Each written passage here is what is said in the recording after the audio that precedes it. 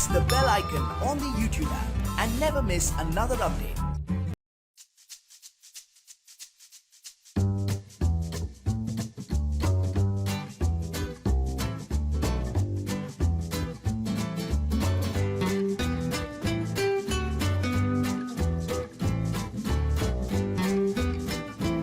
Hello students, last video में हमने methods of concentration, methods to find concentration of the solutions तक पढ़ा था, कुछ फॉर्मूले पढ़े थे। आज हम स्टार्ट कर रहे हैं उन पे बेस कुछ न्यूमेरिकल्स क्वेश्चंस जिनसे आपको फॉर्मूला यूज करना अच्छे से आ जाए। तो फर्स्ट क्वेश्चन है हमारा, A solution has been prepared by dissolving 5 gram of urea in 95 gram of water. What is the mass percentage of urea in the solution? तो इस क्वेश्चन में क्या है कि एक सॉल्यूशन है जिसमें क्या किया है, 5 ग्राम यूरिया को 95 ग्राम वाटर में डिसॉल्व किया गया है। तो इसमें मास परसेंटेज निकालना है यूरिया का। तो क्वेश्चन में हमने क्या निकालना है, मास परसेंटेज निकालना है। और मास परसेंटेज का फॉर्मूला हमने क्या बताया था, मास परसेंटेज का फॉर्मूला होता है mass of solute upon total mass of the solution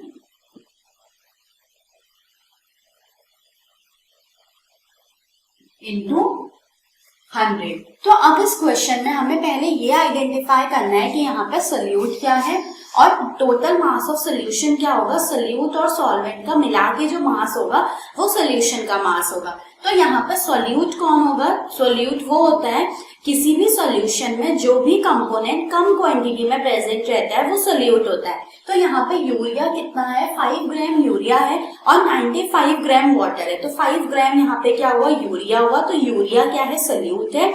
और जो सॉल्यूशन का मास होगा वो क्या होगा, यूरिया सोल्यूट है तो सॉल्वेंट वाटर हो गया।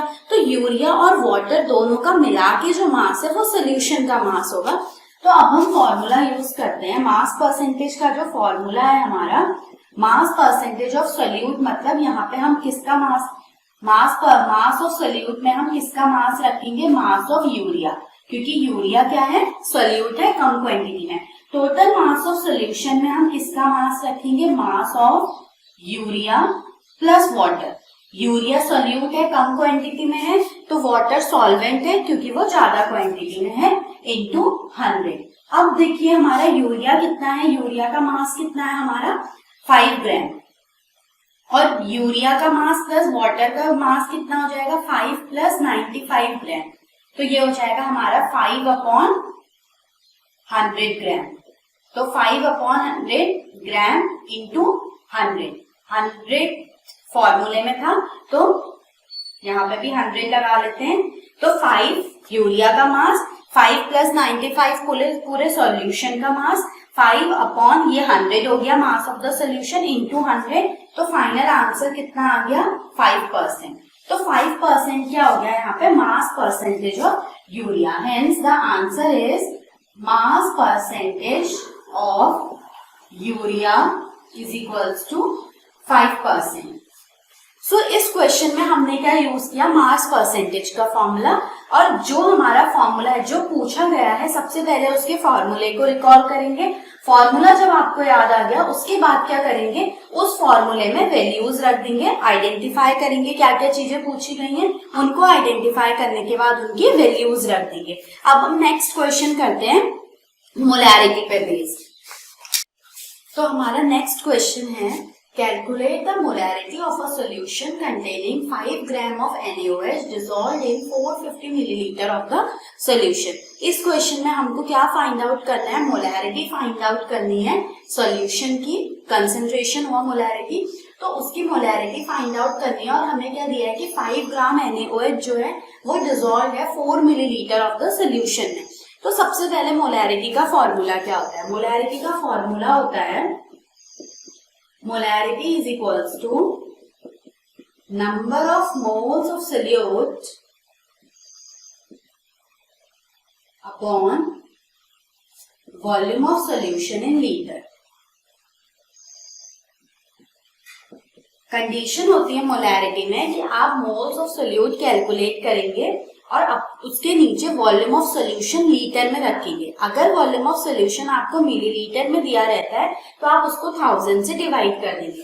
अब जो हमारा पहला पार्ट है मोल्स निकालने का, जो हमारा फॉर्मूला होता है मोल्स ऑफ सोल्यूट निकालने का या सॉल्वेंट निकालने का, किसी भी चीज के मोल्स निकालने का जो फॉर्मूला रहता है वो होता है मास अपॉन मॉलिक्यूलर मास। अब यहाँ पे देखिए मास ऑफ सोल्यूट अपॉन हमें नंबर ऑफ मोल्स किसके निकालने हैं, सोल्यूट के, तो हम यहाँ पे मास ऑफ सोल्यूट रखेंगे अपॉन मॉलिक्यूलर मास भी किसका रखेंगे, सोल्यूट का रखेंगे। तो हमारे नंबर ऑफ मोल्स कितने आ जाएंगे यहाँ से। अब देखिए इसमें सोल्यूट क्या है, सोल्यूट है NaOH, क्योंकि वो 5 ग्राम है, तो NaOH क्या है यहाँ पे, सोल्यूट है। तो NaOH का मास रख देंगे 5 ग्राम अपॉन NaOH का मॉलिक्यूलर मास क्या होता है, NaOH का मॉलिक्यूलर मास होता है 40। कैसे होता है NaOH का मॉलिक्यूलर मास 40, मॉलिक्यूलर मास होता है सबके एटॉमिक मासेस का सम। सोडियम का एटॉमिक मास होता है 23, ऑक्सीजन का 16, हाइड्रोजन का 1। तो इन सबको जब हम ऐड करेंगे 6 1 7 7 3 10 का 0, 1 यहाँ कैरी, 3 और 1 4, तो 40। तो यहाँ पे हम 40 रख देंगे। ये क्या निकल गए हमारे नंबर ऑफ मोल्स। अब जो हमारा मोलैरिटी का फॉर्मूला है हम उसमें रख देंगे नंबर ऑफ मोल्स की वैल्यू 5/40 और नीचे हमें क्या रखना है, वॉल्यूम ऑफ सॉल्यूशन, वो कितना है 450 मिलीलीटर। तो हम उसे 1000 से डिवाइड कर देंगे। 1000 से डिवाइड करने पे क्या होगा, जो हमारा वॉल्यूम हमको मिलीलीटर में दिया है वो वॉल्यूम हमारा लीटर में कन्वर्ट हो जाएगा। तो अब हम सॉल्व कर लेते हैं। ये हो जाएगा 5/40 इंटू 1000 को ऊपर भेज देते हैं, इसको यहाँ भेज देते हैं 1000 अपॉन 450, 0 से 0 कैंसिल, 0 से 0 कैंसिल, 5 9 जा 45, ये हो गया 10/36।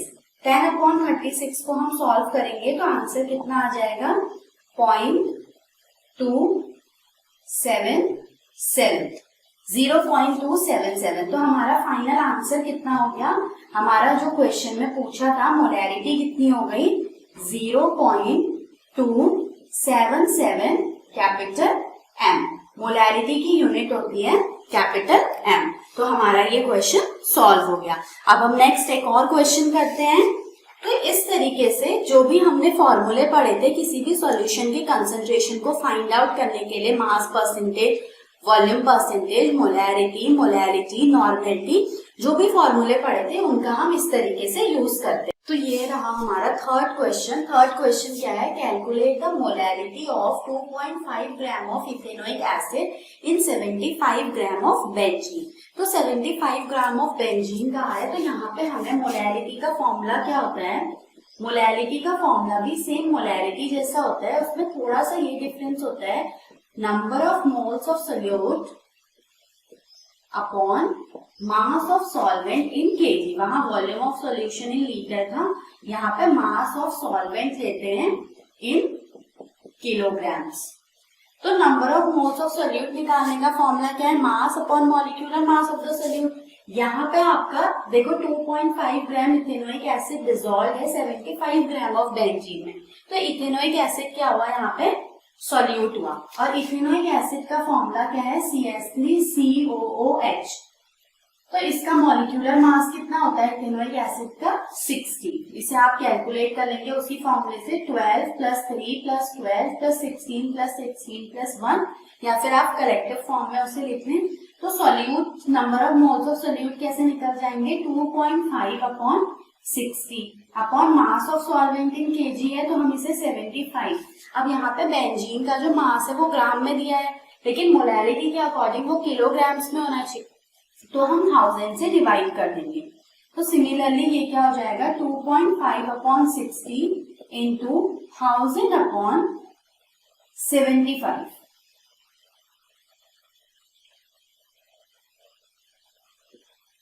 तो इसे इस तरीके से सॉल्व कर लेंगे।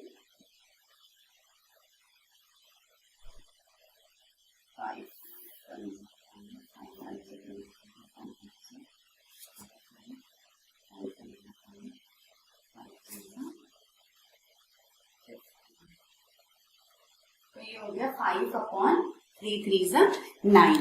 तो 5 अपॉन कितना हो गया 9 हो गया। इसे सॉल्व कर लेंगे, 9 से 5 को डिवाइड कर लेंगे तो सिमिलरली यही यूनिट रिपीट होगी तो आंसर आ जाएगा 0.555 स्मॉल एम। स्मॉल एम क्यों? क्योंकि मोलैरिटी की यूनिट होती है स्मॉल एम। तो ये रहा, सबसे पहले हमने मास परसेंटेज पे बेस्ड क्वेश्चन किया, फिर मोलैरिटी पे बेस किया जिसकी यूनिट कैपिटल एम थी, फिर मोलैरिटी पे बेस किया जिसकी यूनिट स्मॉल एम थी। इन्हीं क्वेश्चंस को आप प्रैक्टिस करिए, इनके जैसे बाकी क्वेश्चंस करिए। अब हम फोर्थ एक क्वेश्चन कर लेते हैं मोल फ्रैक्शन पे बेस्ड, जो कि इम्पोर्टेंट है और पूछा जाता है एग्जाम्स में। तो ये है हमारा fourth question, calculate the mole fraction of ethanol in a sample of spirit containing 92% ethanol by mass. Mole fraction अगर हमें सॉल्यूट के या सॉल्वेंट के किसी भी चीज के मोल फ्रैक्शन कैलकुलेट करना होता है तो सबसे पहले हम क्या करते हैं, नंबर ऑफ मोल्स हम किसके रखते हैं, जो जिस हमें यहाँ पे मोल फ्रैक्शन किसका फाइंड करना है, इथेनॉल का। इथेनॉल का फॉर्मूला क्या होता है, C2H5OH upon moles of ethanol plus moles of water. Calculate the mole fraction of ethanol in a sprit containing 92% ethanol by mass। तो sprit क्या होता है, हाईली कंसंट्रेटेड इथेनॉल होता है, इथेनॉल और वाटर का मिक्सचर। तो नंबर हमें मोल फ्रैक्शन इथेनॉल के निकालने हैं, मींस हमें इथेनॉल के मोल फ्रैक्शन निकालने हैं, तो हम moles of ethanol upon moles of ethanol plus moles of water रखेंगे। अब सबसे पहले हमें मोल्स ऑफ इथेनॉल निकालने पड़ेंगे। इथेनॉल के मोल्स निकालने के लिए हमें चाहिए उसका मास अपॉन मॉलिक्यूलर मास। अब हमें 92% इथेनॉल कहा है तो 92 ग्राम क्या हुआ इसमें इथेनॉल हुआ और बचा 8 ग्राम क्या हुआ वाटर हुआ। तो यहाँ पे क्या हो जाएगा 92 अपॉन इथेनॉल जो होता है C2H5OH, इसका मॉलिक्यूलर मास होता है 46। तो 46 2 जा 92, तो 2 मोल्स आ गए, 2 मोल्स आ गए इथेनॉल के। अब हम वाटर के मोल्स निकाल लेते हैं।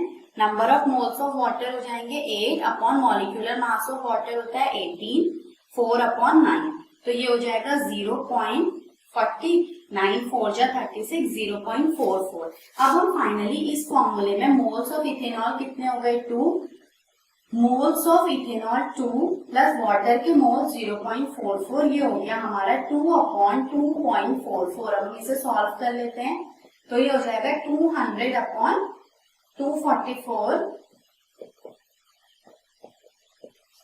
तो इसे सॉल्व करके आपका आएगा लगभग 0.819 और सिंपली हम इसे क्या लिख सकते हैं 0.82।